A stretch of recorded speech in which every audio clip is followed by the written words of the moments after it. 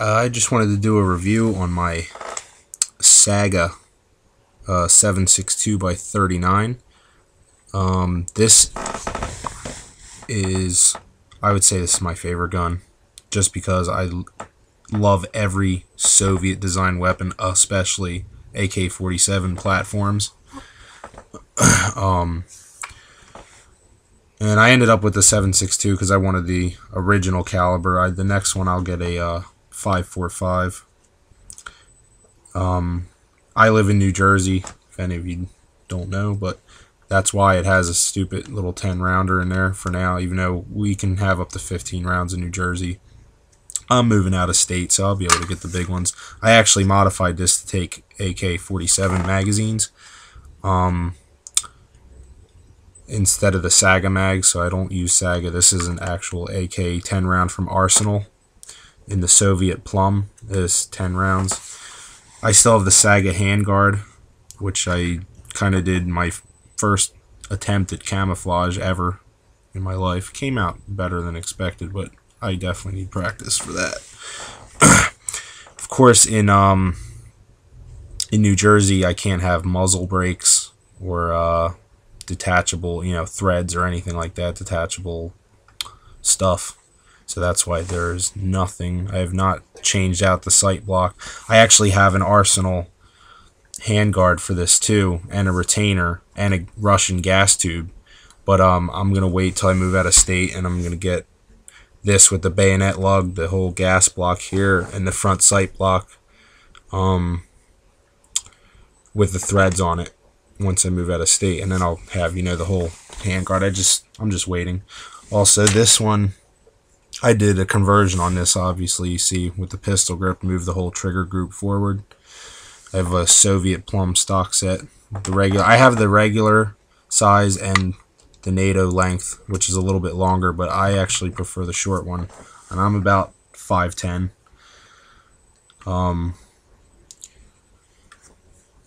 What else? Yeah, so this still has the Saiga sight leaf, but you can get the Bulgarian sight leafs for pretty cheap. Goes all the way up to 1,000 yards, even though obviously I'm not going to use an AK for 1,000 yards, but I just like the original one better. This is not a chambered gun. I do have it loaded. I always keep this loaded. This is my home defense weapon. Chamber's empty. Safety on. And the reason I got this too is I had to build this myself to be a New Jersey legal AK, because pretty much the only ones I've seen in Jersey are those IO crap. They're just cheap crap, and the Romanian Wassers you can get in Jersey with the 10 round mag, and that's it. But I wanted an Arsenal SGL 21, but you can't get those in Jersey. So this is, I'm pretty much building my own SGL 21 minus the magazine dimples. I still have some work I want to do on this to make it, almost exactly what they give you from Arsenal. If you get, I mean, if you don't live in New Jersey, I would definitely get an Arsenal, because they are awesome. They're already built. They already got, the muzzle brake on here, the bayonet lug, the magazine dimples. Everything is done like professionally.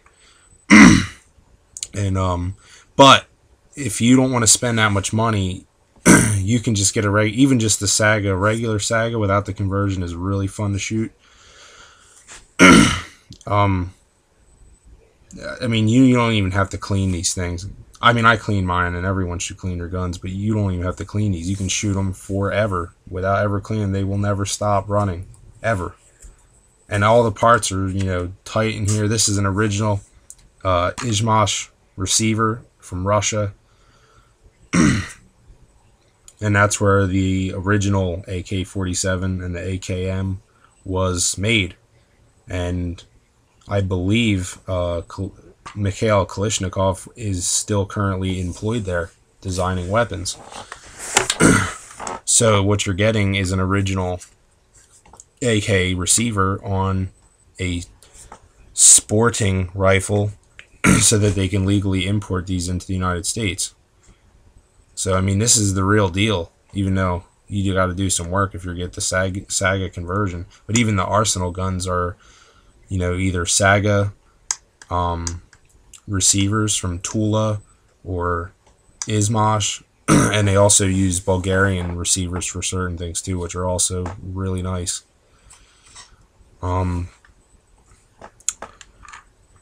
But this, I don't know, AK-47s, you just can't go wrong with these things, especially if you get one, you know, a brand new one from Izmash, a Saiga. These things are so tight, a lot more accurate than other AKs with super loose fitting parts. But you can't go wrong. I got this thing for $400, and in New Jersey, you know, our gun prices are higher than most states, so you could probably get it way cheaper than that in other states. This thing, I'll just tell you right now, it's my favorite gun.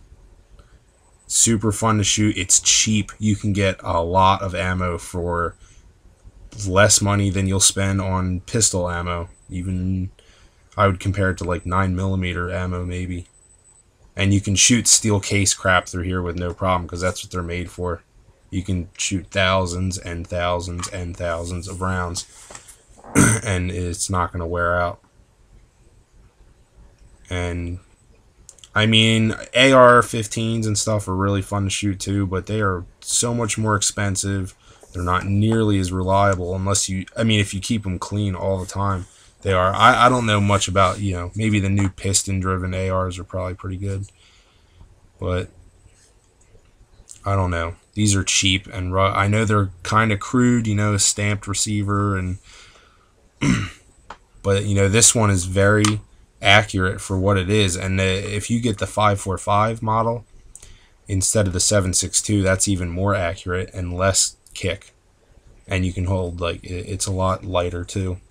Which I'm definitely, as soon as I move out, I want to get the SGL 31 Arsenal in 545. Get the Bulgarian magazines and all ready to go. And I want to get like maybe a red dot sight. That'll just be for fun. Now, I like shooting just the irons. AKs aren't supposed to be all high tech. They're just crude working guns. Just like all the other Soviet design stuff, the Romanian PSL, the Dragunov, Polish Tontal. God, I mean, even their pistols, the Makarov, or their old rifle, the SKS, the Mosin Nagant, they're just awesome. I mean, they might not be the most refined guns, but they will never stop working. And they are just heavy duty. You could throw this thing off a building and it'll just keep going. Fill the inside with sand, whatever. I mean, it's just awesome. This has a Russian barrel too, chrome line barrel. It's not heavy. I mean, God, maybe 7-8 pounds, if that. I don't know, if you put those steel mags, 30 rounder steel mags, it'll probably be a little bit heavier, but yeah, you can't go wrong. But this is actually kind of fun though. You know, I had to drill out a couple of these rivets, file down the magazine catch here. You know, this is all Arsenal trigger, and also I had to put a bullet guide in the trunnion, so I had to drill and tap a hole to put the bullet guide. So that's what I was saying. If you don't live in New Jersey, spend the extra money and just get the Arsenal one, because I pretty much almost spent as much money as one of those Arsenals cost, almost. And they have everything done for you already. So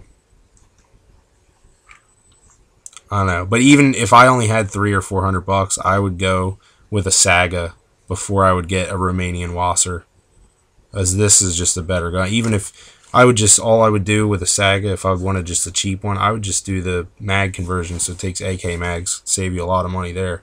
The Saiga mags are super expensive in comparison, and you're just getting cheap crap with the Saiga mags, unless you get an original Izmash. But these are awesome. You can get so many good AK mags.